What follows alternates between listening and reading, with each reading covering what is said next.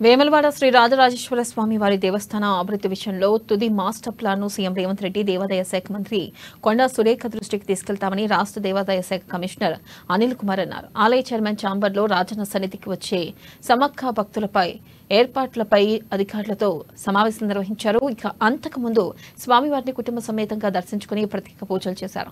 అద్దాల మండపంలో అర్చకులు వారిని ఆశీర్వదించి స్వామివారి తీర్థ ప్రసాదాలను అందజేశారు. ఇటీవల రాజన్న కోడెలు బయటికి వెళ్లిన ఘటనపై పూర్తి స్థాయిలో ఎంక్వైరీ చేసి చర్యలు తీసుకుంటామన్నారు. అలాగే మేడారం జాతర కంటే ముందు రాజన్ను దర్శించుకోవడం భక్తుల ఆనవాయితీ కావడంతో రాజన్న సన్నిధికి వచ్చే భక్తులకు సమ్మక్క భక్తుల కోసం అన్ని ఏర్పాట్లు చేస్తున్నామన్నారు. ఇక ప్రతి భక్తుడికి దర్శనం కల్పించేందుకు కృషి చేస్తామన్నారు.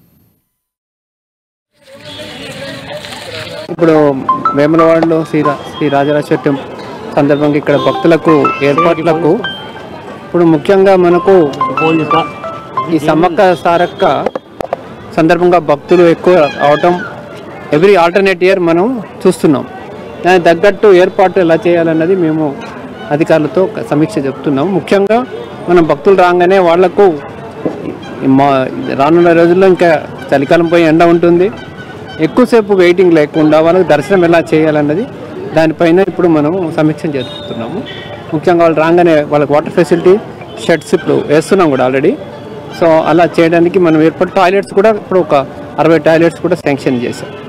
సో ఇవన్నీ చేసి భక్తులకు తొందరగా చేసి ఎక్కువ రద్దీ ఉన్న టైంలో మనం మంచిగా చేయాలి. లేకపోతే ఈ అవకాశం మనము దుర్వినియోగం చేసుకోకుండా మంచిగా చేసుకొని భక్తులకు